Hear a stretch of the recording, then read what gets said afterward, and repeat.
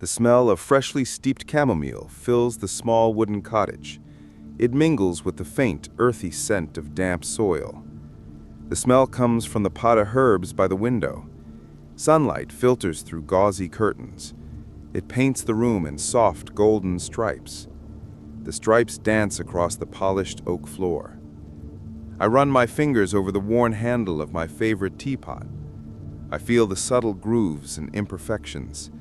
They are evidence of years of use and care. Outside, birds chirp in irregular harmony. Their songs overlap and fade.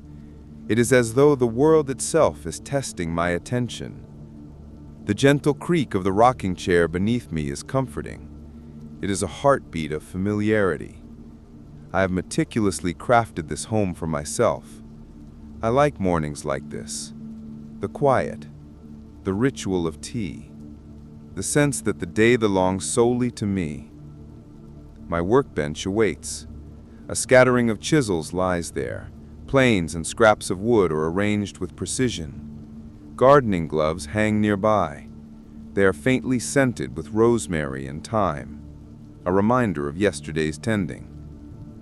I take a sip of my tea. The warmth spreads through my chest. It grounds me in the certainty of small routines. Yet there is always a flicker, a shadow that doesn't quite belong. A whisper comes from the hallway. It stops when I strain to listen. I dismiss it at first. Perhaps it is the wind. Perhaps the floor is settling. But the feeling lingers. It is subtle, like a draft brushing my neck. Sometimes I glance at the corner of the room. I catch the sense that something is there. It is just beyond my focus. For a heartbeat, the air seems to hold its breath. The garden has peculiarities too. I notice a small fern near the porch. It is slightly shifted from where I left it. I convince myself it's the cat, or perhaps my forgetfulness. Yet the movement seems deliberate, almost intentional. It is a subtle defiance of my careful order. It's as if the familiar is beginning to bend. It responds not to my touch, but to something else, something unseen. I tell myself I am imagining things. I have spent enough years alone in this cottage to know tricks of light and shadow. I know how silence can feel loud. I know how anticipation magnifies the ordinary. And yet, I cannot shake the sense that I am no longer the sole observer. It begins small, the sensation of eyes on my back when I sand a tabletop, a fleeting movement in the mirror when I pass, a faint whisper when I'm alone in the workshop. At first, it is amusing, almost comforting, a reminder that even in solitude, life is rarely still. But I can feel it pressing against the edges of my awareness, a presence that watches without form. It lingers without asking permission. As I sip my tea, I notice shadows stretching too far along the floorboards. The sun through the window seems to flicker, momentarily dimmed, as if hesitating before reaching me. My breathing quickens slightly. I force it into calm, measured rhythms. I remind myself a home is alive in its own way. A craftsman's eye notices every detail. Perhaps this is attentiveness manifesting, a misalignment of perception, nothing more. Yet when I return to the workbench, a chisel lies askew. It is angled in a way I did not place it. My hands hover above it, cautious. It is as though the object has changed, its weight heavier, its edges sharper in some imperceptible way. I glance around the cottage. I feel the wooden walls and floors. I notice the furniture and shelves. For the first time, I sense tension in the air. It is as if the house holds a secret I am not yet meant to understand. I sip my tea again, trying to anchor myself to routine. Even in these golden moments, I know the familiar is fracturing. Something invisible watches. Something unseen lingers. I am not entirely certain I am still alone. The morning light falls soft and golden across the garden. It glints off dewdrops. They cling stubbornly to the tips of my lavender and rosemary. The scent of damp earth rises. It mingles with the sweet aroma of chamomile tea. The tea still steams in the cup I cradle between my hands. The texture of the wicker chair is familiar, comforting. Its weave is rough, but reliable under my fingers. Birds chirp from the far edges of the garden. Their song feels slightly off. Not wrong, just staggered, like echoes trying to catch up with themselves. I take a deep breath. I try to shake the feeling. I tell myself I am reading too much into ordinary sounds. Today was supposed to be ordinary. A morning tending the herb garden, a few repairs on chairs for a returning customer, and the quiet pleasure of a new wooden frame for my terrarium. The sunlight pours generously across the porch. Yet, as I step inside, the floorboards groan differently, as if whispering under my weight. I pause. I run a hand along the wall. The varnished wood is smooth, but the surface feels too warm, like it remembers my touch. I frown. I shake my head. I've worked with wood long enough to know its tricks, but this feels different, subtle, almost purposeful. I set down my teacup. I head to the workshop. The familiar scent of pine shavings greets me. Aged oak, too, like an old friend. Each tool sits neatly in its place. Chisels aligned, mallets stacked, yet the plane tilts slightly to the left, a fraction out of alignment. Irritation flickers. I must have misplaced it yesterday. I straighten it. Then, a cold brush along the nape of my neck. I pause. Nothing there. Just air. My heartbeat hitches. I force a laugh. I mutter about being jumpy. The garden needs attention. I kneel among the herbs. I let my fingers sift through the soil. That earthy texture reassures me, but something feels off. A fern that should face north leans toward the house. A creeping thyme twitches as I approach. I blink. Was it moving? The wind is barely a whisper. Perhaps it is my imagination. But then, from the corner of my eye, a shadow crosses the porch. A figure, vague, indistinct, at the edge of perception. I whirl around. Nothing. The shadow is gone. A shiver runs down my spine. No one could be here. I live miles from the nearest neighbor. And yet, the sensation lingers, an imperceptible pressure, like someone was watching, waiting. My hands tremble as I return inside. I need a task, something tangible, something real. The teacup sits on the counter, perfectly still. Yet it tilts, imperceptibly, leaning toward the corner of the room. I hesitate. I reach for it. A whisper brushes my ear. Soft, airy. No words, only a fleeting hiss, like wind through reeds. I freeze. I hold my breath. I listen. The sound dissolves. Only the usual creak of the wooden house remains. My pulse pounds in my ears. Each beat reminds me of my solitude. Yet I feel less alone than ever. I return to my workbench. The terrarium frame waits. The wood grain glows under my touch. But something is wrong. Straight lines bend. Angles hesitate. Edges warp ever so slightly. corners curve in impossible ways. I drop the piece. A muffled thump echoes. I fear I imagined it, but then I see the tools. The plane I adjusted. It leans in the opposite direction now, as if alive, as if aware. A thought prickles my mind. Perhaps this place is not entirely mine. The warmth of the teacup, the softness of the chair, the smell of pine, they comfort me. But unease tinges every sensation, a subtle betrayal. The familiar has shifted, teasing me, questioning me, hinting at something beyond comprehension. I step to the hallway. It leads to the bedroom. I want my notebook to record these oddities. The hallway stretches before me, as always, or so I think.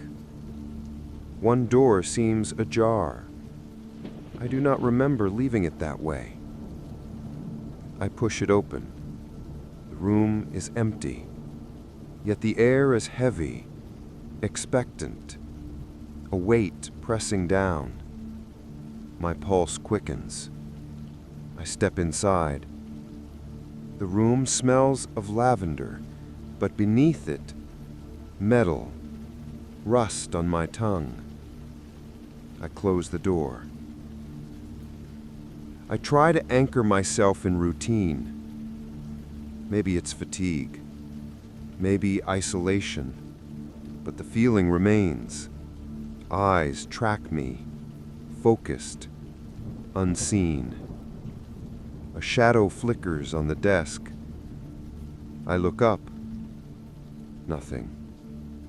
My hands shake. I grip the desk edge. I will myself to stay calm. By evening, I return to the garden. I hope sunlight will cleanse me. But the birds are quieter. Their songs delayed, overlapping strangely. A breeze whispers through the leaves. It carries murmurs, indistinct. I convince myself it is the wind. It must be. And yet, the shadows shift with intention. The garden watches me. I pour another cup of tea. Warmth in my hands. Comfort. Accusation. The cottage feels alive, responsive, attentive, insistent. I tell myself it's nothing, just distortions, minor, meaningless. Yet in the quiet moments, a shape moves beyond my vision, a presence that does not belong. I step on the porch. Dusk settles. Golden light fades to lavender and gray. The garden, the house, the smells. They remain, but not the same. The watcher persists. For the first time, I realize the first deviation has begun. Subtle, imperceptible, undeniable. I am no longer alone in the sanctuary I thought was mine. The early morning light spills weakly through the gauzy curtains, painting faint stripes across the floor. The air smells faintly of wet wood and soil, mingling with the sweet remnants of chamomile from my evening tea. I rise slowly, my fingers brushing against the worn handle of the teapot still sitting on the counter. For a fleeting moment, everything feels normal, comforting in its mundane perfection. But the warmth in my chest doesn't last. A chill runs along my spine.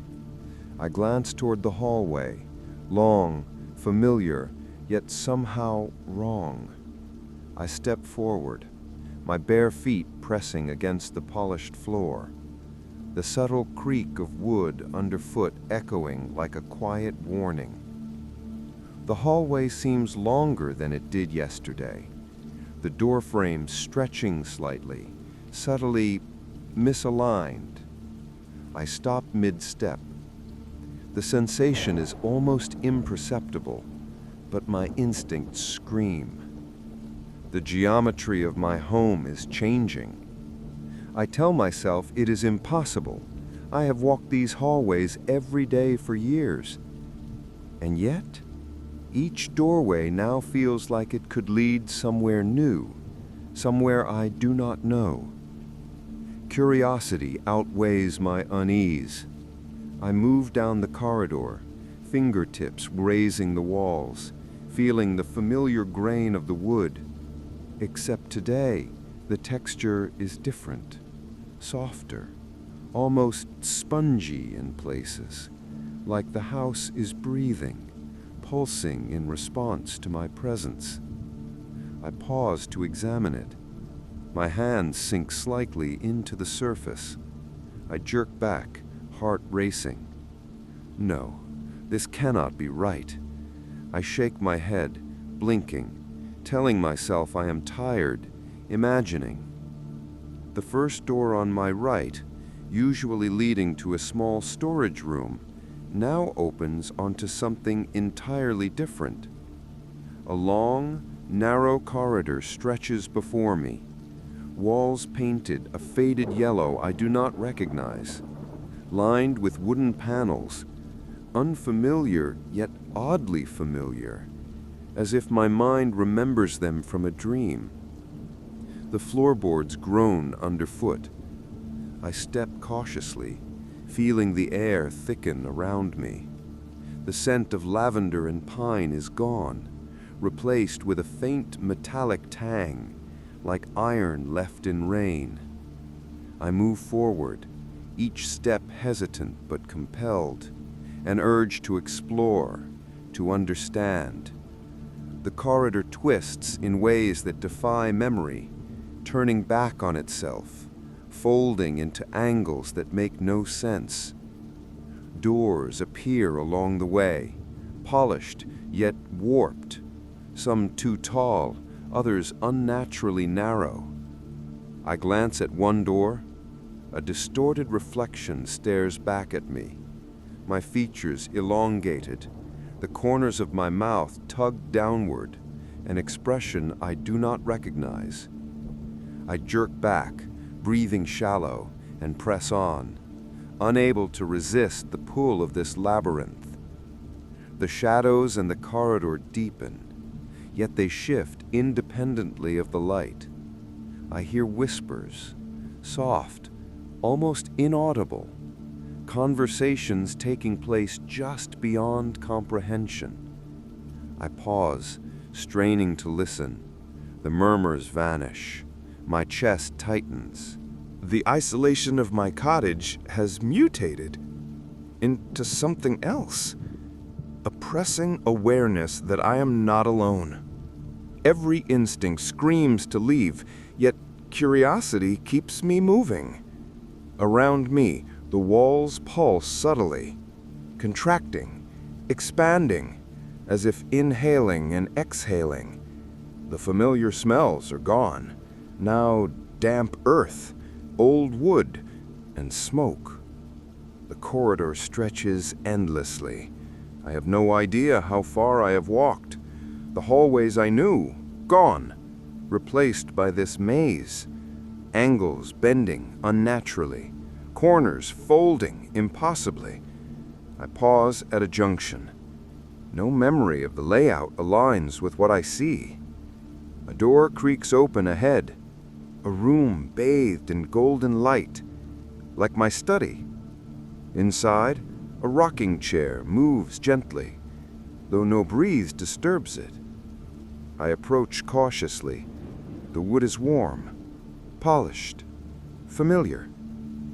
Yet as I reach out, the chair abruptly stops. A whisper brushes my ear, like silk against metal.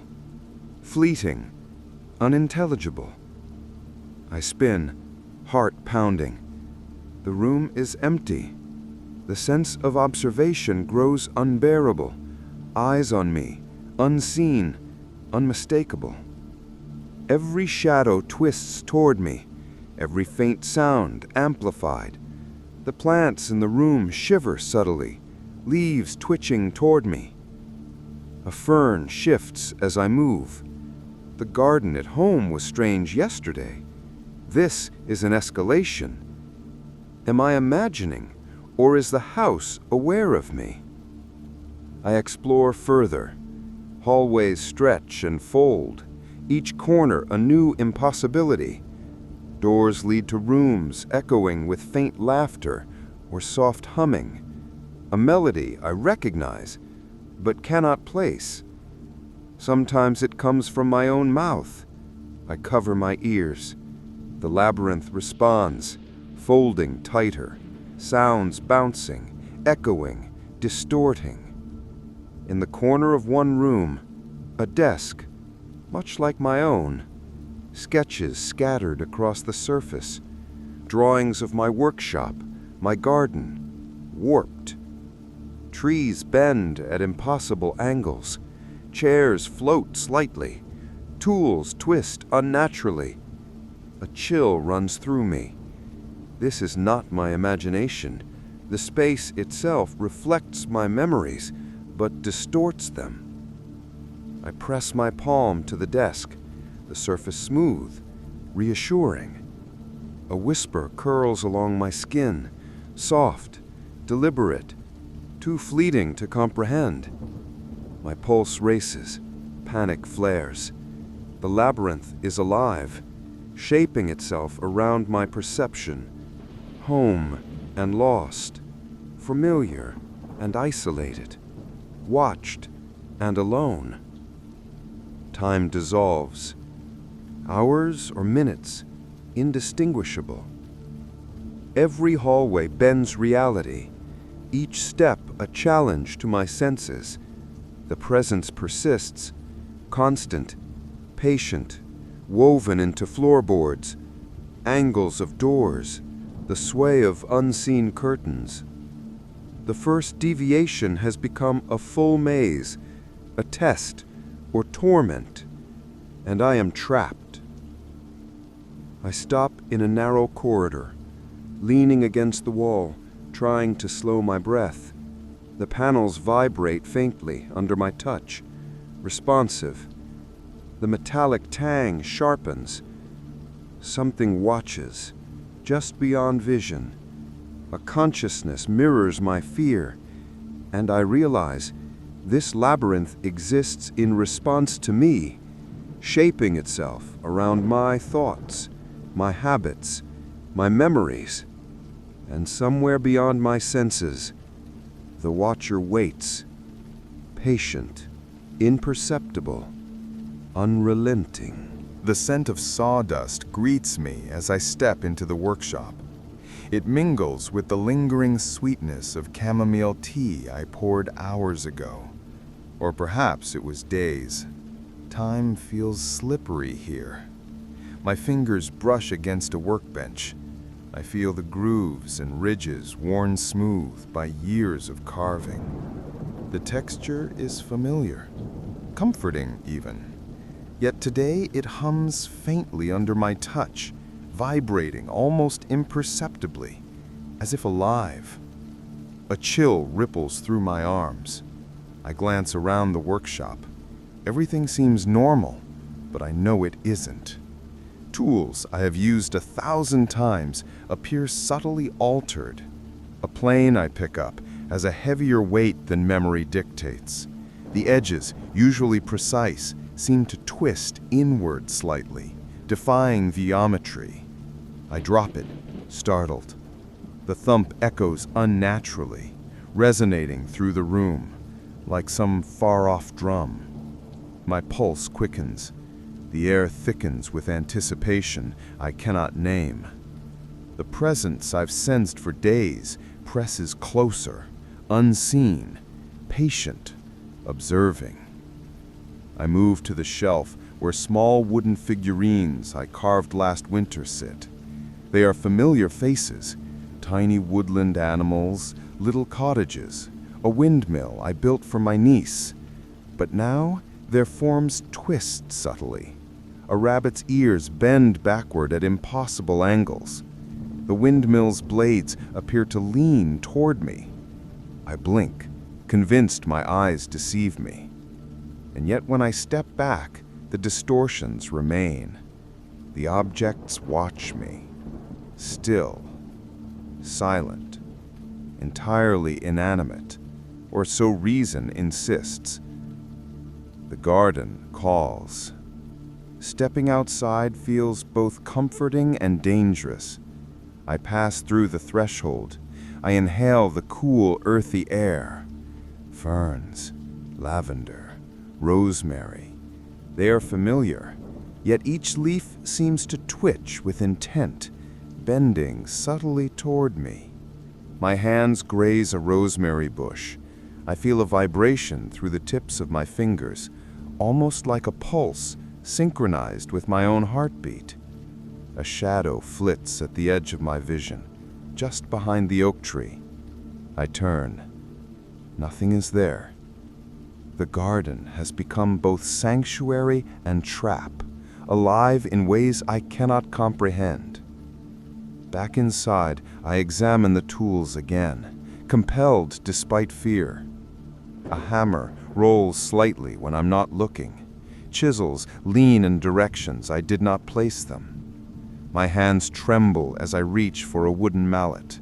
The surface is smooth and warm, familiar in weight and texture, but when I lift it, I swear the handle flexes unnaturally, almost like muscle. I drop it, gasping. My heart pounds in my ears. These are my objects, the instruments of my craft. Yet now they seem alien, responding to a force I cannot name. A whisper drifts from the corner of the room, so faint I can barely hear it. I freeze. No words.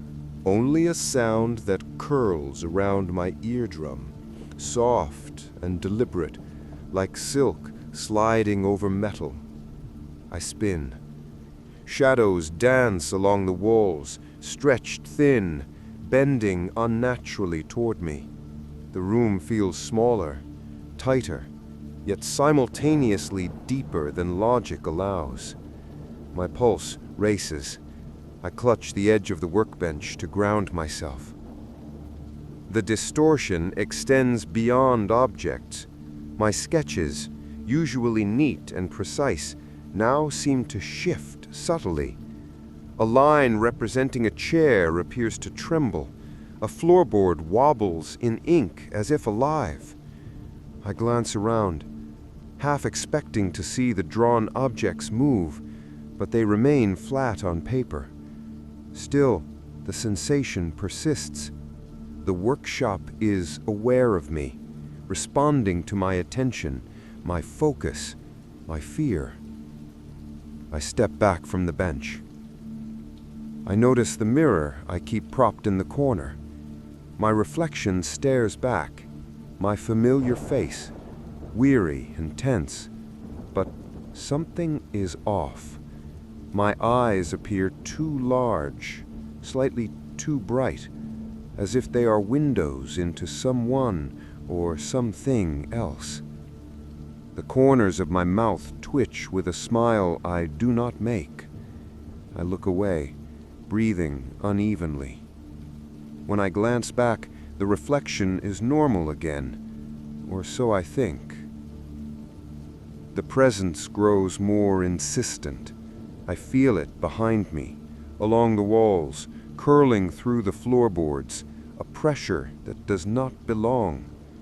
My tools, my furniture, even the faint scent of chamomile seem to pulse in response. I whisper to myself, trying to reclaim rationality. It's me, not them. It's perception, not reality. but the whisper of my own words dissolves into the air, carried away by a voice I cannot recognize, though it feels intimately familiar. I retreat to the porch, desperate for sunlight, for the soft golden comfort of a day outside. Yet, even there, the garden has shifted. The lavender seems taller, bending unnaturally toward the house. The rosemary curls like fingers stretching toward me. Shadows stretch long and thin, too elongated to belong to the sun. And as I move among the plants, I feel it again. Eyes, unseen, patient, following my every step. Even the comforting rituals bring no solace. Watering, pruning, adjusting a crooked branch. Each leaf that trembles, each shadow that lingers is a reminder that the world I inhabit is no longer entirely mine. I step back. I inhale deeply. The scent of soil grounds me. The warmth of sun on my shoulders offers a small measure of relief. And yet, I know this. The invisible watcher is learning, adapting, entwining itself into my life, my routines, my mind. By evening, I sit in the rocking chair inside, the one that used to creak softly beneath me, now unmoving, yet charged with a silent energy.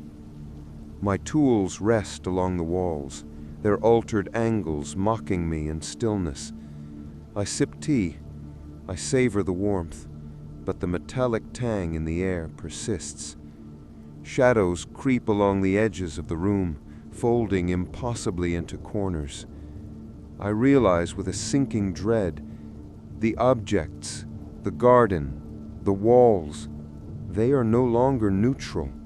They are participants, observers, and I, the craftsman, have become the observed. The first deviations of objects have grown into a subtle, unnerving intelligence around me. Everything I touch, everything I see, responds.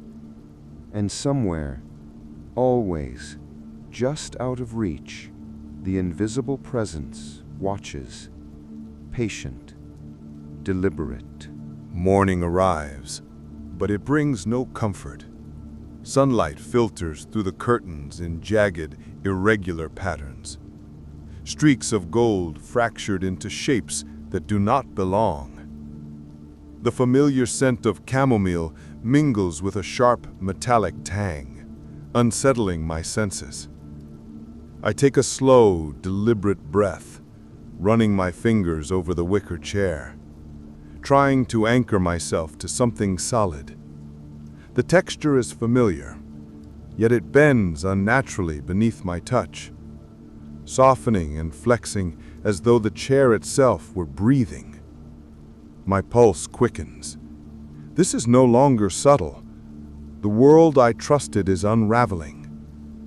I rise, moving through the workshop. Tools lie in their usual places, but the lines are wrong, angles exaggerated or compressed. A chisel I set down yesterday appears elongated, its shadow crawling across the wall like liquid.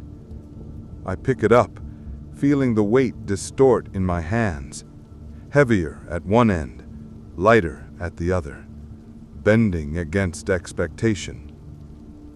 My heartbeat echoes in my chest, matching the irregular rhythm of the house. I realize that every surface, every object is no longer governed by logic. Even the floorboards beneath me warp slightly, contracting and expanding in slow, deliberate pulses, as if the house is inhaling. I glance at my sketches on the bench. Lines tremble, curves swell and collapse. Familiar forms twist into grotesque parodies. The garden appears through the window, yet it is no longer the garden I tended. Lavender sways in impossible arcs. Rosemary twists like gnarled fingers reaching for the sky. A fern, the same fern that once leaned toward me innocently, now arches aggressively, its leaves sharp and predatory in the soft morning light. My stomach churns, a knot of dread tightening as I struggle to reconcile what I see with what I know. Even the sounds betray me. Birds outside chirp, yet their calls overlap in chaotic discord, each note echoing twice, thrice, warped and metallic. The gentle hum of the house's wooden frame now resonates with subtle vibrations. They brush against my skull, a low frequency that makes my teeth ache. I press my hands to my ears, but the sensation persists, invading my senses in waves. I step back, bumping into a small side table. It shifts slightly under my touch, as though nudged by an unseen hand. A whisper coils around me, soft but deliberate. I freeze, straining to catch the words, but they dissolve like smoke before I can grasp them. Shadows along the walls bend unnaturally, stretching toward me, then snapping back, as though mocking my perception. I stumble toward the door, seeking the solidity of the porch. Yet each step takes me deeper into distortion. The hallway that should lead outside now twists in ways I cannot follow. Corners fold impossibly. Doors lead to rooms that defy spatial sense. I feel the invisible presence drawing nearer, patient, watchful. I catch my reflection in a small mirror mounted at the end of the corridor. My face stares back, but the features are subtly wrong. My eyes too large, my jawline elongated. A faint shadow moves beneath my skin, curling like smoke. I blink rapidly, trying to convince myself that my mind is playing tricks. But the reflection persists, grinning when I do not, tilting its head in a way I never would. A shiver runs down my spine. Reality itself feels fractured, each fragment reflecting a version of the world that is familiar and utterly alien. The garden calls to me, but stepping outside offers no relief. The ground beneath my feet is softer, yielding slightly, almost sponge-like. Lavender and thyme twist toward me, moving subtly with each step. Ferns lean in impossible directions. The wind is still, yet I hear movement, faint brushing, whispering leaves. A subtle rustle behind me. I spin, but the garden is empty. A vine curls around a trellis in ways it never could before, forming letters or symbols that vanish when I glance again. My mind reels. Memory itself begins to falter.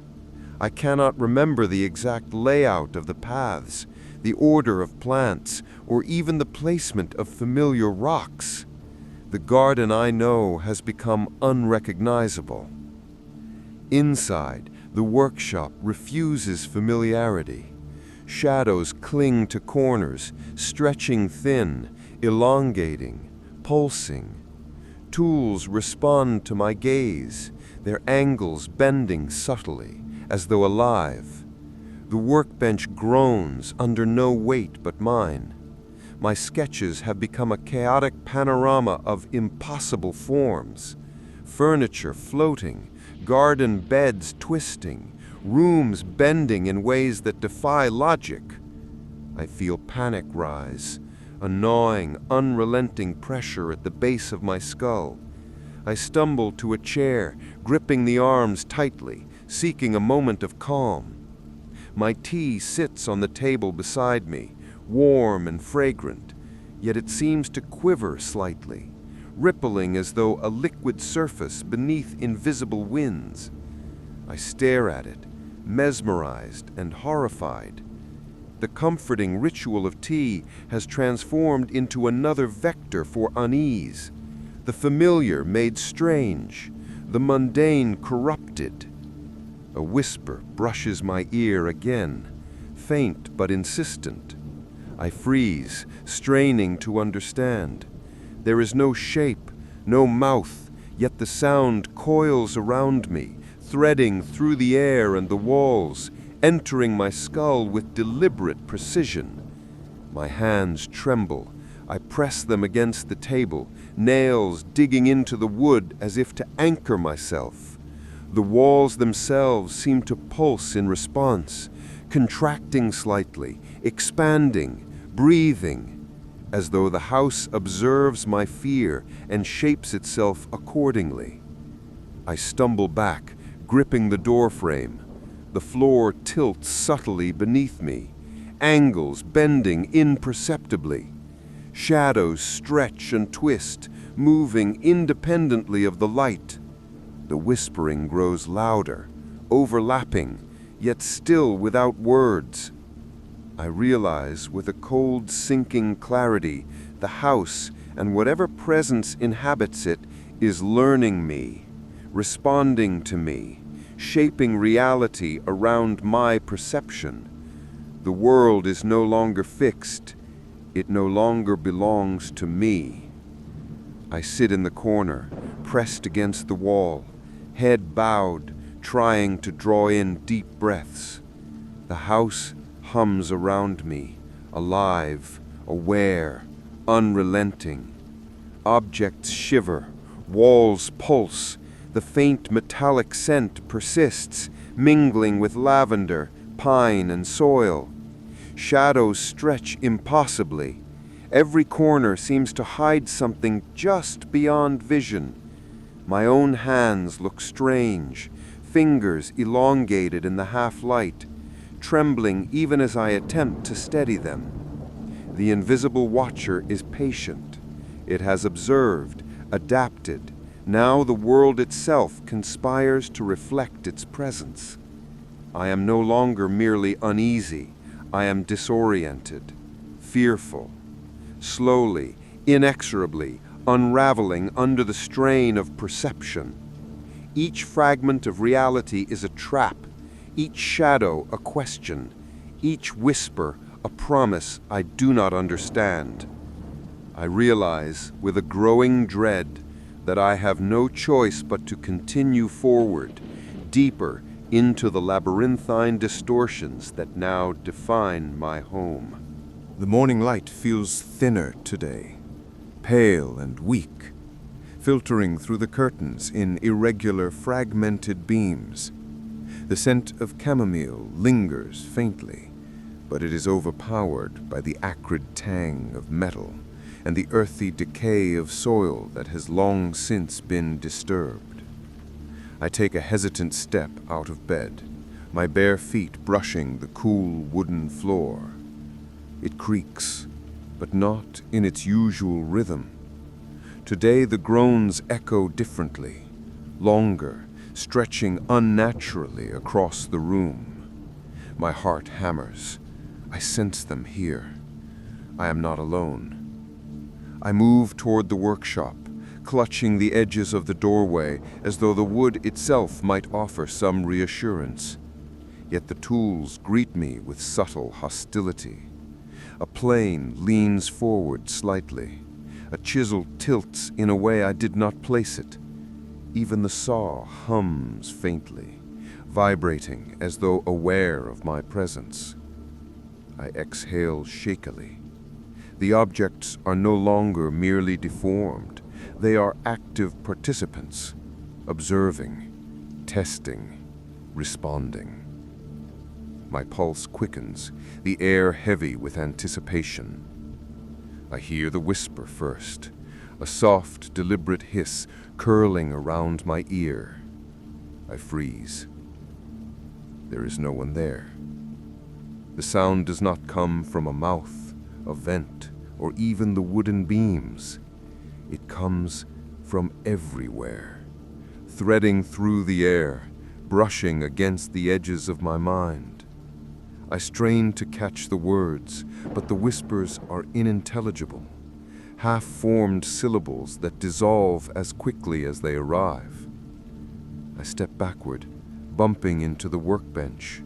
The vibration of the impact resonates unnaturally, as though acknowledging my fear. Moving cautiously, I retreat to the hallway, seeking the supposed sanctuary of the porch. The corridor stretches before me, longer than memory allows. Shadows cling to corners, thick and dark, pulsing slightly as I pass. I hear them again, whispering behind me, around me, beneath me. I cannot locate the source, cannot see the mouth from which the sound emerges, yet it is undeniably there, deliberate, invasive, aware of my every heartbeat. A door creaks open slowly in the distance. I stop, straining to see. The room beyond glows with a soft golden light, familiar, almost comforting, but I hesitate. There is something unnatural about it, a subtle vibration in the air, as though the light itself hums with intent. I step inside. The door clicks shut behind me. Instantly, the golden light dims, replaced by shadows that slither along the edges of the room. My skin prickles. I am being watched. The furniture shifts subtly under my gaze. The rocking chair sways slightly, though no breeze or touch disturbs it. My tools, scattered across a small table, twitch, bending impossibly. I back away toward the window, seeking the familiar comfort of the garden outside. But the view is distorted. Trees bend unnaturally, their branches curling like fingers toward the cottage. The lavender and rosemary I once tended meticulously now twist with purpose, reaching toward me in impossible arcs.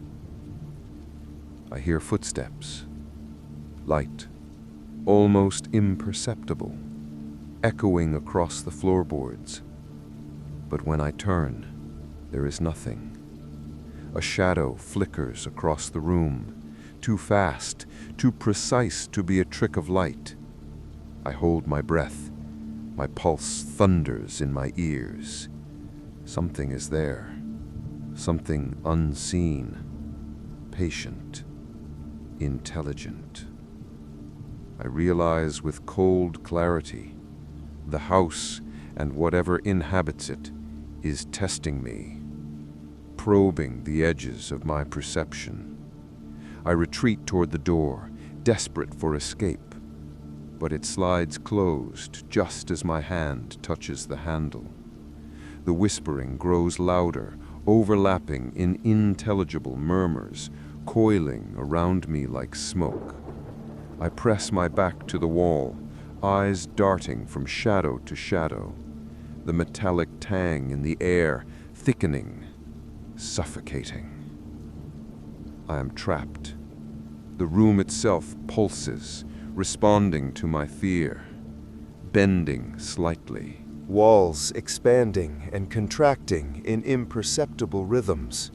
A shape forms at the edge of my vision, a dark figure, indistinct, intangible, yet undeniably present. I blink. It vanishes. I spin. Nothing. Yet the sensation persists. Eyes. Patient. Observing. Waiting. Every instinct screams to run, to flee the house, the garden, the labyrinth that has consumed my once familiar home. Yet my body is rooted in place, mind teetering on the edge of comprehension, unable to discern reality from illusion. I whisper aloud, trying to anchor myself. I am alone. I am alone. I am... My voice cracks. The room hums in response, a subtle vibration through the floorboards, echoing in my skull. The shadows lengthen, curling toward me, bending reality around my perception. Even the golden light seems to hesitate, flickering in unnatural pulses, as though the house itself inhales and exhales in tune with my fear. I stumble backward, tripping over the threshold, and crash onto the floor.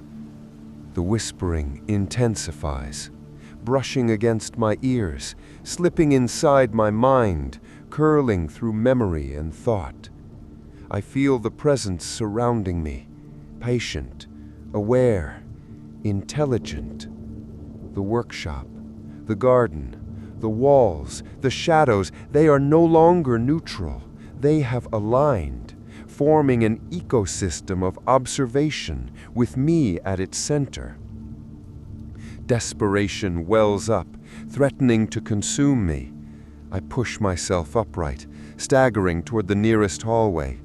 Shadows twist, doors shift subtly, angles bend impossibly. The whispers follow, a constant, insidious echo threading through the corridors. I realize with a chilling certainty, I am being hunted, not by flesh, but by perception, by attention, by something that exists beyond sight, waiting for me to falter. By evening, I collapse on the porch, clutching my knees, watching the distorted garden. The lavender bends aggressively toward the cottage. Shadows pool unnaturally beneath the trees. The wind carries the faintest echo of laughter, delicate, deliberate, cruel. I sip my tea, trying to reclaim some fragment of normalcy, but even the warmth is tinged with metallic unease. I understand now. This is no longer mere disorientation. The invisible presence has made itself known. It watches, responds, manipulates, and waits.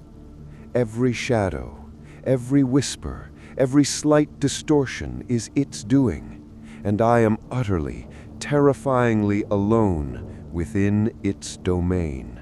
The light of morning is fractured today, slipping through the windows in long, distorted beams. They twist across the walls like liquid gold. The scent of wet earth and pine clings to the air, overlaid with a faint metallic tang. It grows stronger with each step. I press my hand against the cool wood of the doorframe, trying to ground myself in something solid, something familiar. But even the wood seems to warp subtly beneath my fingers, flexing in ways that defy reason. My chest tightens. The labyrinth is no longer subtle. It is asserting itself fully, shaping reality around me. I step into the hallway and immediately sense the impossibility of space. The corridor stretches farther than it should, angles bending against logic. Doorways appear in places they cannot belong.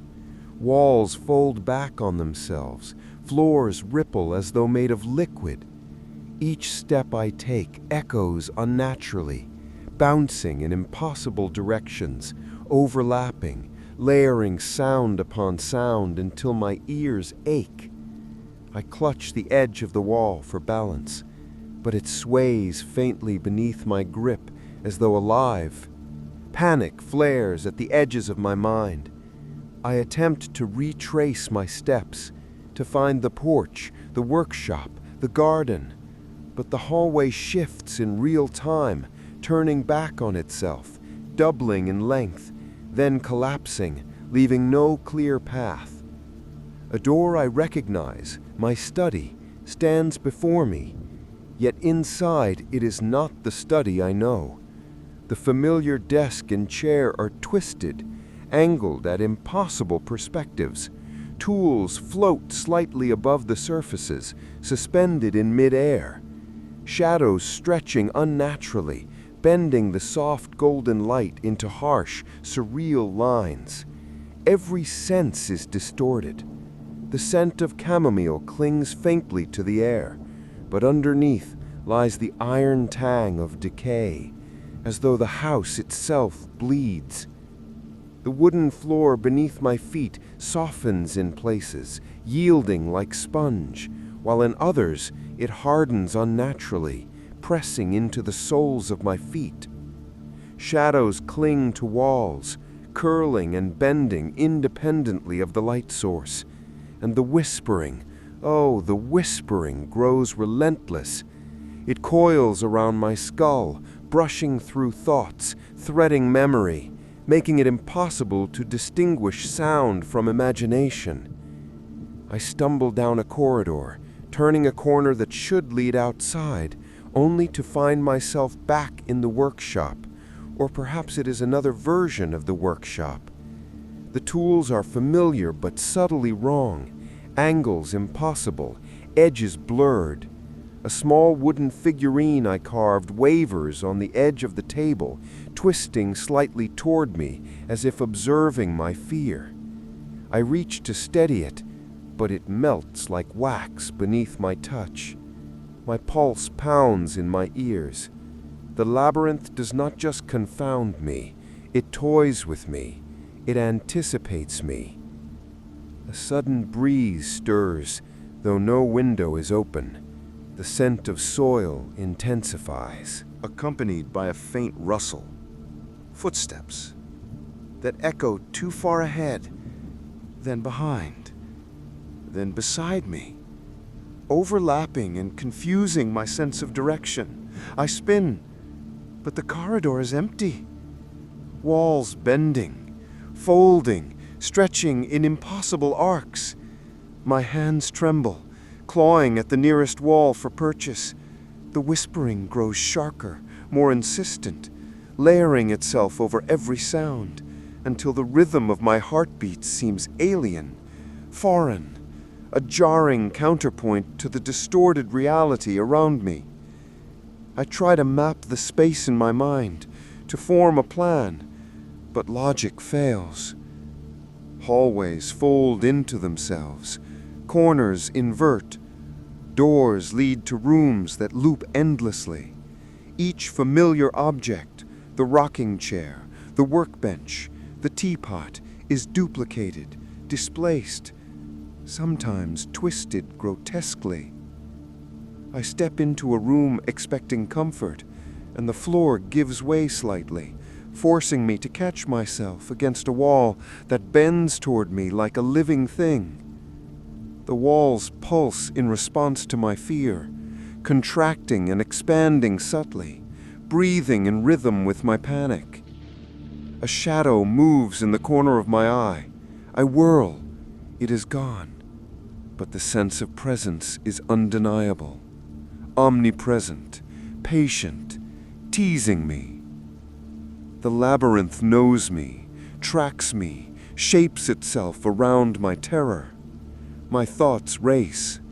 I am trapped in a maze that is simultaneously home and alien, familiar and incomprehensible. Even memory betrays me, the layout of the garden, the placement of tools, the dimensions of rooms, all warped, untrustworthy. I descend a stairwell I do not recognize. Each step seems longer than it should be, stretching downward, curling back on itself in impossible loops. The shadows thicken, pulsing with intent, merging with the walls and floor. I hear a whisper close to my ear, distinct this time, a word I almost recognize, but it dissolves before comprehension. My chest tightens, my breath comes in shallow gasps. Every instinct screams to flee, but the labyrinth offers no exit. Every path is a loop, every room a reflection, every shadow a question I cannot answer.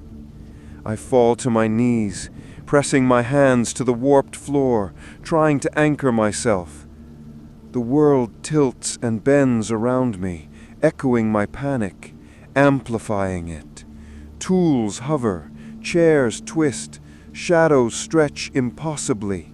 The whispering grows louder, faster, relentless.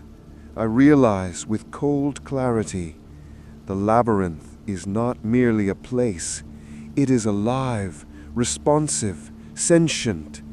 It is shaped by my perception, my fear, my presence. And somewhere, far beyond my understanding, the watcher waits, patient, deliberate, aware.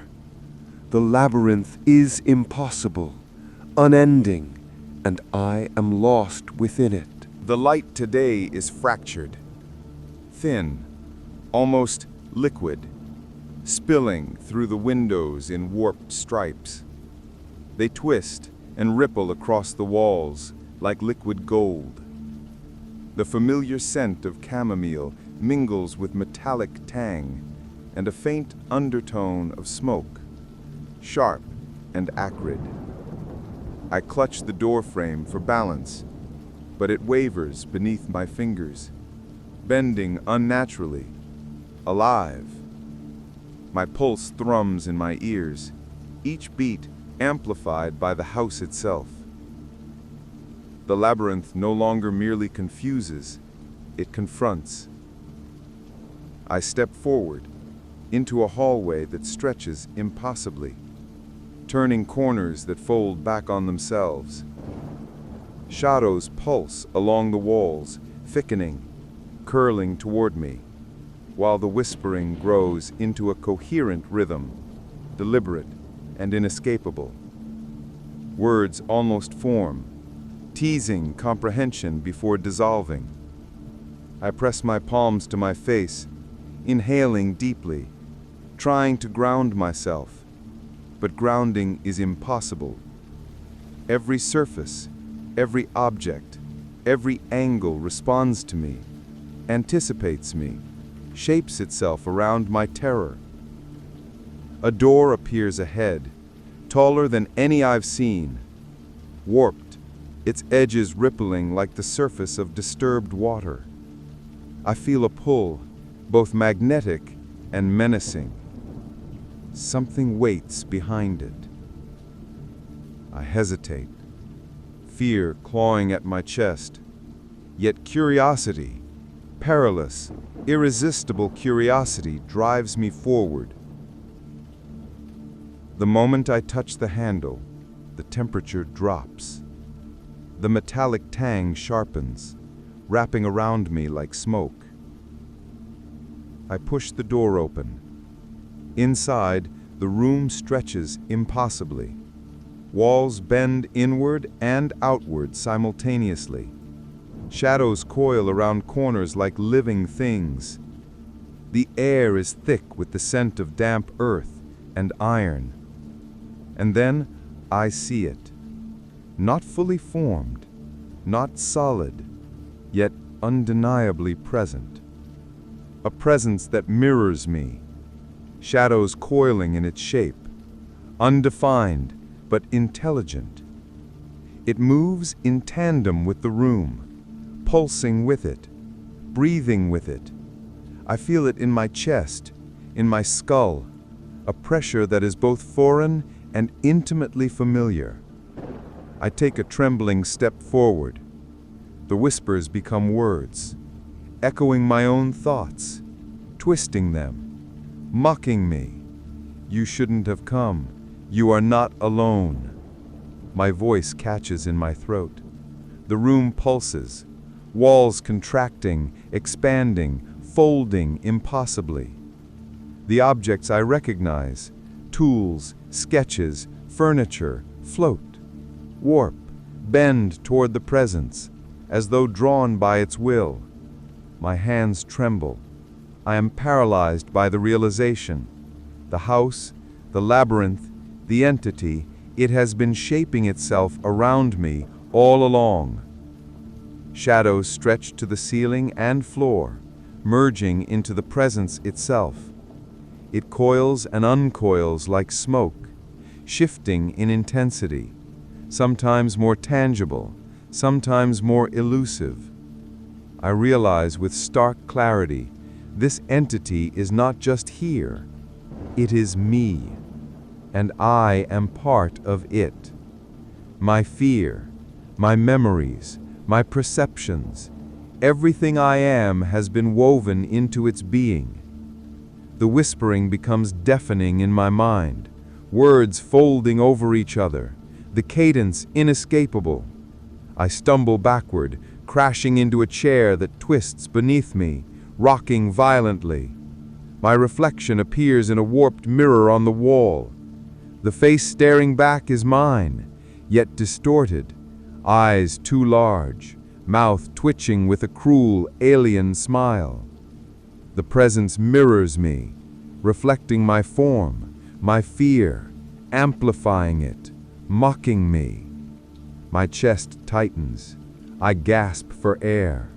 Reality fractures further, the walls folding in ways I cannot comprehend. The floor ripples, the ceiling bends. Shadows pulse in synchronization with my heartbeat. And then it whispers my name, softly, deliberately, in a voice both mine and not mine. I realize with icy horror that it knows my thoughts, anticipates my fear, shapes the labyrinth around my perception. Every door, every corridor, every shadow, Every object, the house itself has become a manifestation of this presence, and I am trapped within its design. I reach out, trembling toward the shadow. My hand passes through it. A cold, corrosive pressure curls round my wrist. It is not pain, but comprehension, a sensation that seeps into my mind, unraveling certainty, dissolving boundaries between me and it. I stagger backward, tripping over the warped floorboards. The whispers crescendo, overlapping, looping, echoing within my skull. My own thoughts are no longer my own. They belong, partially, to the presence. Desperation flares. I scream. The sound swallowed by the room, absorbed into the walls, twisted into the whispers. I stumble from one corner to another, every step bending the space further, twisting reality around my terror. And in that moment of utter exhaustion, of complete surrender, I glimpse it clearly. A mirror of myself, yet monstrous and alien, patient and eternal, watching, learning, folding my fear into its own being. I collapse to my knees, chest heaving, eyes wide. The presence pulses, a living rhythm that envelops me, integrating me into the labyrinth's impossible geometry. My identity fractures, perception shatters, and I understand fully I am no longer separate. The labyrinth, the house, the shadows, the entity, they are all aspects of the same consciousness now entwined with mine. I am trapped, not merely in a space, but within a sentient reflection of my own mind. The whispers fade slightly, leaving a quiet hum, a patient, almost gentle rhythm. The walls pulse softly, shadows curling like fingers. I am exhausted, broken, and utterly aware of the presence that surrounds me, shapes me, anticipates me. There is no escape. I am a part of it now, and it is a part of me. The fractured light of morning does not comfort me. Golden beams twist across walls like molten glass, refracting through impossible angles. The scent of chamomile is overpowered by the metallic tang and the earthy, damp smell of the labyrinth itself. My chest heaves as I step forward, each movement deliberate yet trembling. Every surface, every object, Every shadow responds, shifts, and stretches in ways that defy reason. I am trapped in a sentient maze, a world alive with anticipation of my fear. And yet I must try. I must move. I stumbled down a corridor, walls bending impossibly around me. Doors that once led to the garden or workshop now open into endless repetitions of themselves. Shadows cling to the corners, thick and coiling, stretching and curling toward me with predatory patience. I hear whispers, familiar, mocking, insidious, threading through my mind. Each step I take is met with resistance, as if the house itself resists my movement. Panic claws at my chest, and I force myself to keep going. The garden calls from some distant memory of normalcy. I race toward it, ignoring the floor that pulses and ripples beneath my feet. Trees twist their branches toward me, lavender and rosemary curling unnaturally, obstructing my path. The wind carries faint laughter, cruel and delicate. I shiver, pressing my hands to my face, trying to block the overwhelming sensory input. My ears ring. The whispering grows louder, layering syllables and words into a cacophony that rattles my thoughts. I reach the workshop, or what I think is the workshop. The tools float and twist, sketches fluttering as if caught in invisible currents. The room pulses with the presence I can no longer avoid. I glance in the warped mirror at the end of the bench. My reflection stares back, eyes wide, face distorted, yet undeniably me. It twists its mouth into a cruel smile, and I feel a surge of dread. The labyrinth anticipates me, reacts to me, absorbs me. I am entangled, inseparable, yet I fight, clawing at reality for purchase. Doors appear before me, leading nowhere or looping endlessly. I try each one in turn, my hands trembling. Some open into infinite corridors, others into distorted versions of familiar rooms, workshops, bedrooms, gardens, all warped, bending, breathing. The whispers swirl, mocking, relentless, echoing my own fear back at me, fracturing my thoughts further. My heart races, every beat amplified in the labyrinth's strange acoustics, vibrating through my skull and chest. I sprint down a hallway, following a fleeting shaft of sunlight that promises escape. The walls stretch and contract around me, corners fold impossibly, the floor softens and hardens unpredictably. Shadows flicker at the edge of my vision, elongating, merging, retreating, yet always present. The whispers transform into a faint voice, almost gentle. You cannot leave. You are a part of us. I stumble, knees buckling, gasping, but I push onward, desperation fueling every movement. I reach the garden, or a version of it. Plants twist, curl, and bend toward me aggressively. The lavender scratches at my arms, rosemary coils around my ankles. Shadows pool beneath gnarled trees, moving independently of light, merging with the ground, reaching for me. The metallic tang is strong now, filling my mouth, my nostrils, clinging to my lungs. I press forward, hands cutting through branches, feet slipping in the softened earth. The labyrinth resists, anticipates, guides, and traps me all at once. A door appears at the far end of the garden. I run toward it, hearing the whispers swell into a chorus, overlapping, echoing, mocking. The handle twists in my hand, warm and strangely alive. I push it open, stumbling into blinding light. Relief washes over me, or is it illusion? The space beyond seems infinite, a blank expanse, white and featureless. I stumble, tripping, tumbling forward, heart hammering, breath ragged. I pause, gasping, scanning the emptiness. No shadows, no whispers, yet the air hums with presence. The labyrinth is not defeated. It is patient, eternal. I realize with bone-deep certainty that I am not free, only momentarily unobserved. The world outside may seem empty, but it is part of the same sentient maze.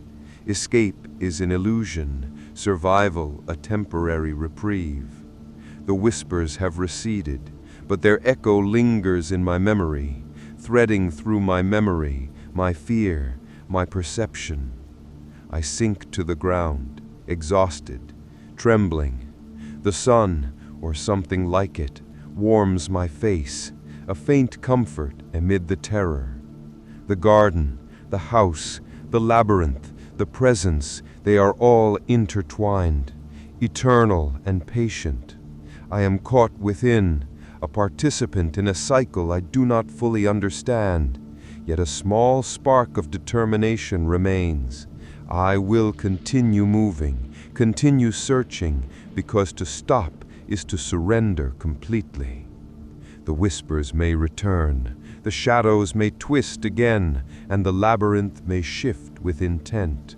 But for now, I have a fleeting moment of stillness, a fragile reprieve. I breathe, steadying myself, eyes scanning the infinite horizon, senses alert. The escape may be impossible, but the fight, however futile, is mine. The light is no longer comforting. It filters through the fractured windows in streaks that bend and ripple, casting golden shadows that twist and pulse with a life of their own. The air is thick with the scents of chamomile, damp earth, and metal, a blend that no longer offers familiarity, only awareness. I sit on the warped floor, knees drawn to my chest, heart still hammering from the desperate flight through the labyrinth. Every surface, every shadow, every whisper is still here, patient, observant, unyielding. I realize now that there is no escape, not truly. The house, the garden, the workshop, they are no longer mere places. They are extensions of a consciousness I cannot name, a sentient presence that observes, shapes, and integrates me, my memories, my perceptions, my fears. They are threads woven into this living maze. Even as I sit, exhausted and trembling, I feel it. The labyrinth is part of me, and I am irrevocably part of it. The awareness is both terrifying and intimate, a reflection of my mind in a distorted, infinite mirror. The garden stretches endlessly beyond the warped doorway. Lavender bends in impossible arcs. Rosemary twists like reaching fingers. Shadows coil beneath trees and rocks. The whispering is faint now, a subtle rhythm threading through the air, threading through my thoughts, reminding me that I am never alone. I close my eyes briefly, feeling the pulse of the labyrinth beneath me, through me. It is patient, eternal. I am trapped, but alive, aware, a part of something vast and unknowable. Yet amidst the fear, a strange beauty emerges. The distortions are exquisite in their impossible geometry. Shadows curl in patterns that are hypnotic. Walls bend with surreal elegance. Even the whispers carry a melodic cadence when I listen carefully. The horror of being watched, of being shaped, coexists with a delicate, unsettling grace. I am aware of my insignificance, yet also of my participation in something far larger than comprehension. The labyrinth does not merely terrify, it mesmerizes. I rise slowly, stepping carefully over the warped floorboards. The sense of presence is constant, patient, neither cruel nor kind. It simply is. I move through the garden, past twisting lavender and reaching rosemary, and realize that survival does not mean leaving. It means adapting, existing within the sentient distortion.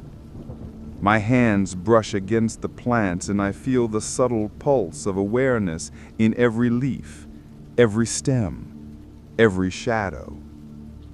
I am part of the labyrinth now, as it is part of me. I pause at the threshold of a door that seems familiar, yet impossibly distant. Beyond it lies nothing I can recognize, an infinite expanse that promises both freedom and uncertainty. I hesitate, heart racing, aware that the presence will follow, that the labyrinth will fold around me again. But I step forward, embracing the uncertainty. I will continue, moving through this impossible space, aware, alert, tethered to the pulse of the world around me. The whispers fade into a gentle murmur, the shadows stretch in silent rhythm, and the light ripples across the walls in delicate patterns. I am part of the labyrinth, and it is part of me, a living, breathing reflection of perception, fear, and memory. Escape may be impossible, comprehension may elude me, but existence persists. And in that persistence, I find a fragile equilibrium, a tenuous coexistence between terror and beauty, between the familiar and the impossible. The world has shifted, distorted, reshaped itself into something beyond reason. Yet I endure, I breathe, I move, I observe. The labyrinth watches, and I watch it back, aware, alive, irrevocably entangled in the endless dance of perception and presence.